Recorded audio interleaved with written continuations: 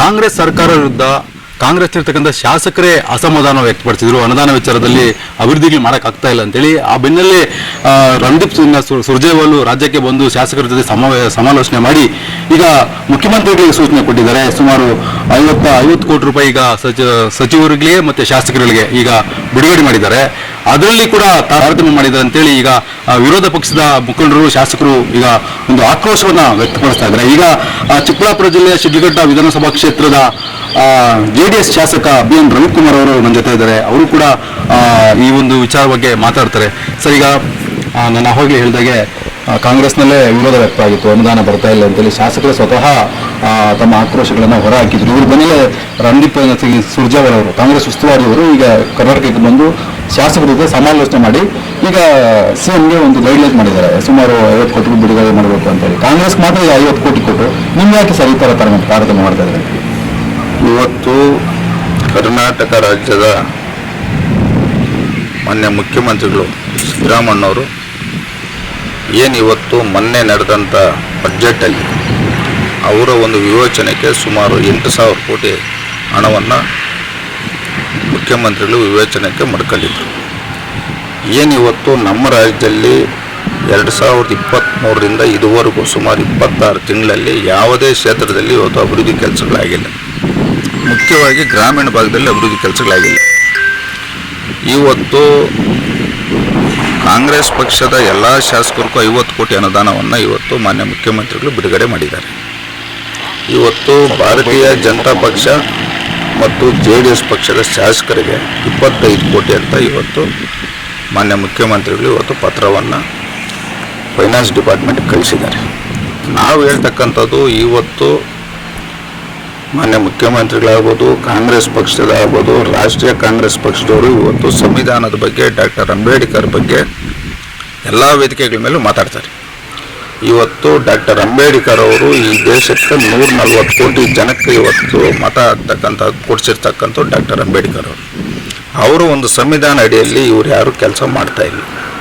ಇವತ್ತು ನಮ್ಮ ಕ್ಷೇತ್ರಗಳಲ್ಲಿ ಇತಿಹಾಸ ನೋಡಿದಾಗ 16 ವಿಧಾನಸಭಾ ಚುನಾವಣೆಯಲ್ಲಿ 11 ಬಾರಿ ಕಾಂಗ್ರೆಸ್ ಪಕ್ಷದ ಶಾಸಕರನ್ನ ಗೆಲ್ಲಿಸಿರ್ತಕ್ಕಂಥ ಕ್ಷೇತ್ರ.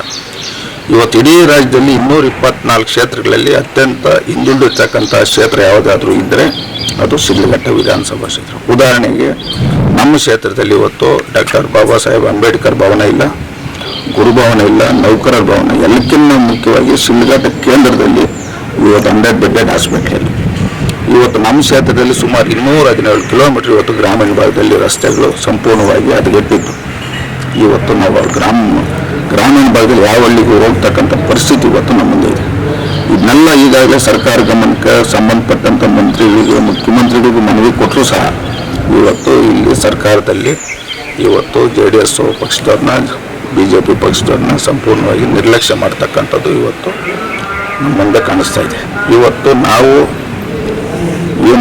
ಆಗಸ್ಟ್ 11ನೇ ತಾರೀಕು ಇವತ್ತು ನಮ್ಮ ವಿಧಾನಸಭೆ ಇವತ್ತು ಕಲಾಪ ಪ್ರಾರಂಭ ಆಗ್ತದೆ. ಆ ಕಲಾಪದಲ್ಲಿ ನಾವೆಲ್ಲ ಒಗ್ಗಟ್ಟಾಗಿ ಇವತ್ತು ಸರ್ಕಾರ ವಿರುದ್ಧವಾಗಿ ಇವತ್ತು ನಮಗೂ ಕಾಂಗ್ರೆಸ್ ಶಾಸಕರು ಕೊಟ್ಟಿರ್ತಕ್ಕಂಥ 50 ಕೋಟಿ ಅದೇ ರೀತಿ ನಮಗೂ ಕೊಡ್ಬೇಕಂತೇಳಿ ಸದನದಲ್ಲಿ ನಾವು ಗಲಾಟೆ ಮಾಡ್ತಕ್ಕಂಥದ್ದು, ಅವ್ರ ಮುಂದೆ ನಮ್ಮ ಕ್ಷೇತ್ರದಲ್ಲಿ ಸಮಸ್ಯೆಗಳನ್ನ ಇರ್ತಕ್ಕಂಥ ಕೆಲಸನ ಪ್ರಾಮಾಣಿಕತೆಯನ್ನು ಮಾಡ್ತೀವಿ. ಸರ್, ಈಗ 31ನೇ ತಾರೀಕು ನೀವೆಲ್ಲ ಏನು JDS ಮತ್ತು BJP ಶಾಸಕರುಗಳು ವಿರೋಧ ವ್ಯಕ್ತಪಡಿಸಿದ 31ನೇ ತಾರೀಕು CM ಸಭೆ ಕರೆದಿದ್ದಾರೆ.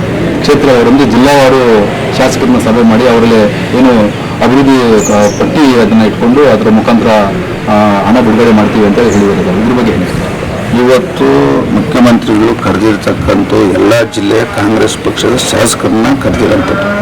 JDS ಪಕ್ಷದವ್ರನ್ನಾಗೋದು, BJP ಪಕ್ಷದವ್ರನ್ನಾಗೋದು ಕರೆದಿಲ್ಲ. ನಮಗೆ ಇವತ್ತು ಒಬ್ಬ ಜನಪ್ರತಿನಿಧಿ ಶಾಸಕನಾದ ಮೇಲೆ ನಮ್ಮ ಮಾತನಾಡೋಕ್ಕೆ ಅವಕಾಶ ಇರ್ತಕ್ಕಂಥದ್ದು ವಿಧಾನಸೌಧದಲ್ಲಿ. ಇವತ್ತು ನಾವು ವಿಧಾನಸೌಧದಲ್ಲಿ ಈ ಕ್ಷೇತ್ರದ ಸಮಸ್ಯೆ, ಇವತ್ತು ನಮ್ಮ ಸಮಸ್ಯೆಗಳನ್ನ ಅಭಿವೃದ್ಧಿ ಬಗ್ಗೆ ನಾವು ಸದನದಲ್ಲಿ ಮಾತಾಡಿ ಇವತ್ತು ಮಾನ್ಯ ಮುಖ್ಯಮಂತ್ರಿಗಳು ಮತ್ತು ಸಂಬಂಧಪಟ್ಟಂಥ ಎಲ್ಲ ಮಂತ್ರಿಗಳ ಮುಂದೆ ಇವತ್ತು ನಮ್ಮ ಕ್ಷೇತ್ರ ಸಮಸ್ಯೆಗಳಿಟ್ಟು ನಾವು ಸದನದಲ್ಲಿ ನಮ್ಮ ಒಂದು ಕಷ್ಟಗಳನ್ನು ಪರಿಹಾರ ಮಾಡ್ತಕ್ಕಂಥದ್ದು ನಾವು ಪ್ರಾಮಾಣಿಕತೆಯನ್ನು ನಾವು ಮಾಡ್ತೀವಿ. ಸರ್, ಈಗ ಈ ಗ್ಯಾರಂಟಿಗೆ ಬಂದಿದ್ದರಿಂದ ನೀವು ನಿರೀಕ್ಷಿತ ಮಟ್ಟದಲ್ಲಿ ಅಭಿವೃದ್ಧಿ ಮಾಡೋಕ್ಕಾಗ್ತಾ ಇಲ್ಲ. ಯಾಕಂದರೆ ಇರೋ ಹಣ ಎಲ್ಲ ಗ್ಯಾರಂಟಿಗೆ ಹೋಗ್ತಾ ಇದೆ. ಈ ಸಂದರ್ಭದಲ್ಲಿ ನೀವು ಏನು ನಿರೀಕ್ಷೆ ಇಟ್ಕೊಂಡಿದ್ರಿ, ನಿಮ್ಮ ತಾಲೂಕಿಗೆ ಏನೇನೆಲ್ಲ ಮಾಡ್ಬೇಕು ಅಂದ್ಕೊಂಡಿದ್ರಿ, ಅದನ್ನು ನೀವು ನಿರೀಕ್ಷೆ ಮಟ್ಟದಲ್ಲಿ ಮಾಡೋಕ್ಕಾಗ್ತಾ ಇಲ್ಲ ಅಂತೇಳಿ ಒಂದಿದೆ ಸರ್. ನಮ್ಮ ಕರ್ನಾಟಕ ರಾಜ್ಯದಲ್ಲಿ ಇವತ್ತು ಇರ್ತಕ್ಕಂಥ ಆರ್ಥಿಕ ಪರಿಸ್ಥಿತಿ ಇಡೀ ಭಾರತ ದೇಶದಲ್ಲಿ 2ನೇ ಸ್ಥಾನದಲ್ಲಿ ಇವತ್ತು ಉತ್ತಮ ರೀತಿಯಲ್ಲಿ ಆರ್ಥಿಕ ಪರಿಸ್ಥಿತಿ ಇರ್ತಕ್ಕಂಥ ರಾಜ್ಯ ನಮ್ಮದು. ಇವತ್ತು ಇಲ್ಲಿ ಏನು ನಡೀತಾ ಇದೆ ಅಂದರೆ ಸರ್ಕಾರ ಬಂದು 26 ತಿಂಗಳು ಮುಗಿತಾ ಬಂದಿದೆ. ನಮ್ಮ ಸರ್ಕಾರದಕ್ಕೆ ಮತ್ತು ನಮ್ಮ ರಾಜ್ಯಕ್ಕೆ ಬರ್ತಕ್ಕಂಥ ಹಣವನ್ನು ಇದನ್ನ ಕ್ರೋಢೀಕರಿಸಿ ಇದನ್ನ ಯಾವ ರೀತಿ ಬಳಕೆ ಮಾಡ್ಬೇಕನ್ನೋಂಥದ್ದು ಸರ್ಕಾರ ನಡೆಸ್ತಕ್ಕಂಥವ್ರು ಇದಕ್ಕೆ ತಜ್ಞರನ್ನ ಮಾಡ್ಕೊಂಡು ಇವತ್ತು ಆಡಳಿತ ಮಾಡಿದರೆ ಗ್ಯಾರಂಟಿಗಳು ಕೊಡ್ಬೋದು, ಅಭಿವೃದ್ಧಿನೂ ಮಾಡ್ಬೋದು. ಇವತ್ತು ಸರ್ಕಾರದಲ್ಲಿ ಅವೈಜ್ಞಾನಿಕವಾಗಿ ಕಾರ್ಯಕ್ರಮಗಳನ್ನು ತಗೊಂಡು ಇವತ್ತು ಭಾಳಷ್ಟು ಇವತ್ತು ಜನಸಾಮಾನ್ಯರ ಕಟ್ಟಂಥ ತೆರಿಗೆ ಹಣ ಇವತ್ತು ಲೂಟಿ ಮಾಡ್ತಕ್ಕಂಥದ್ದಾಗ್ತಾ ಇದೆ. ಎಲ್ಲಕ್ಕಿಂತ ಮಿಗಿಲಾಗಿ ಇವತ್ತು ನಾವೇನಾದರೂ ಒಂದು ಯೋಜನೆ ಕೊಟ್ಟಾಗ ಆ ಯೋಜನೆಯಿಂದ ಒಂದು ಸಮುದಾಯಕ್ಕಾಗ್ಬೋದು, ಒಂದು ವರ್ಗಕ್ಕಾಗ್ಬೋದು, ಇವತ್ತು ರೈತರು ಇರ್ಬೋದು, ಇವತ್ತು ಹಾಲು ಉತ್ಪಾದಕರು ಇರ್ಬೋದು, ಇಂಥವ್ರು ನಾವು ಯೋಜನೆಗಳು ಕೊಟ್ಟಾಗ ಅದು ಸಮಾಜಕ್ಕೆ ಒಳ್ಳೆಯದಾಗ್ತೈತೆ, ಮುಂದಿನ ಭವಿಷ್ಯಕ್ಕೆ ಒಳ್ಳೆಯದಾಗ್ತೈತೆ. ಇದು ಅವೈಜ್ಞಾನಿಕವಾಗಿ ಮಾಡ್ತಕ್ಕಂಥ ಕೆಲಸ ಇವತ್ತು ಸರ್ಕಾರ ಮಾಡ್ತಾ ಇದೆ. ಹಿಂದೆ ನಮ್ಮ ಕುಮಾರಣ್ಣವರು ಈ ರಾಜ್ಯದ ಮುಖ್ಯಮಂತ್ರಿ ಆದಂಥ ಸಂದರ್ಭದಲ್ಲಿ ಕೇವಲ 14 ತಿಂಗಳ ಅಧಿಕಾರ ನಡೆಸಿದಂಥ ಸಂದರ್ಭದಲ್ಲಿ 28,000 ಕೋಟಿ ಅವರು ಈ ರಾಜ್ಯದ ರೈತರ ಸಾಲ ಮನ್ನಾ ಮಾಡಿದರು. ಅವತ್ತು ಅಭಿವೃದ್ಧಿ ಆಗ್ಬೋದು, ಪ್ರತಿಯೊಂದು ಅವತ್ತು ಸಹ ವ್ಯವಸ್ಥಿತವಾಗಿ ನಡೀತಾ ಇತ್ತು. ಇವತ್ತು ಏನಾಗಿದೆ ಅಂದರೆ ಸರ್ಕಾರದಲ್ಲಿ ಅವ್ರು ಬೇಕತಕ್ಕಂಥ ಮಂತ್ರಿಗಳಾಗ್ಬೋದು, ಅವ್ರಿಗೆ ಬೇಕಂತ ಕ್ಷೇತ್ರಗಳಾಗ್ಬೋದು ಸಾವಿರಾರು ಕೋಟಿ ಅನುದಾನಗಳು ಹಾಕ್ಕೊಂಡು ಇವತ್ತು ಅದು ದುರುಪಯೋಗ ಆಗ್ತಕ್ಕಂಥ ಕೆಲಸ ಆಗ್ತಾ ಇದೆ. ಇವತ್ತು ಇದ್ರ ಬಗ್ಗೆ ನಮ್ಮ ಪಕ್ಷದವರು ಮತ್ತು ಭಾರತೀಯ ಜನತಾ ಪಕ್ಷರು ಒಟ್ಟಾಗಿ ನಾಳೆ ನಡೀತಕ್ಕಂಥ ಸದನದಲ್ಲಿ ಇದ್ರ ಸರ್ಕಾರ ವಿರುದ್ಧವಾಗಿ ನಾವು ಹೋರಾಟ ಮಾಡ್ತೀರಿ. ನಾವು ಈ ಒಂದು ಕ್ಷೇತ್ರದಲ್ಲಿ ನಮ್ಮ ಅಧಿಕಾರ ಇರತಕ್ಕಂಥ ಪ್ರಾಮಾಣಿಕತೆಯಿಂದ ಕೆಲಸ ಮಾಡ್ತಕ್ಕಂಥದ್ದು, ಅಭಿವೃದ್ಧಿ ಮಾಡ್ತಕ್ಕಂಥ ಕೆಲಸ ನಾವು ಮಾಡ್ತೀವಿ. Okay sir. ಇದಿಷ್ಟು ಶಿಡ್ಲಘಟ್ಟ ಶಾಸಕ BN ರವಿಕುಮಾರ್ ಹೇಳ್ತಕ್ಕಂಥ ಮಾತಾಡತಕ್ಕಂಥದ್ದು. ಒಟ್ಟಾರೆಯಾಗಿ ಹೇಳೋದಾದ್ರೆ ಏನು ಅನುದಾನ ಕೊಡೋ ವಿಚಾರದಲ್ಲಿ ತಾರತಮ್ಯ ಮಾಡಿದ್ದಾರೆ. ಈಗ ಕ್ಷೇತ್ರಗಳಲ್ಲಿ ನಮಗೆ ಹಳ್ಳಿಗಳಲ್ಲಿ ತಲೆ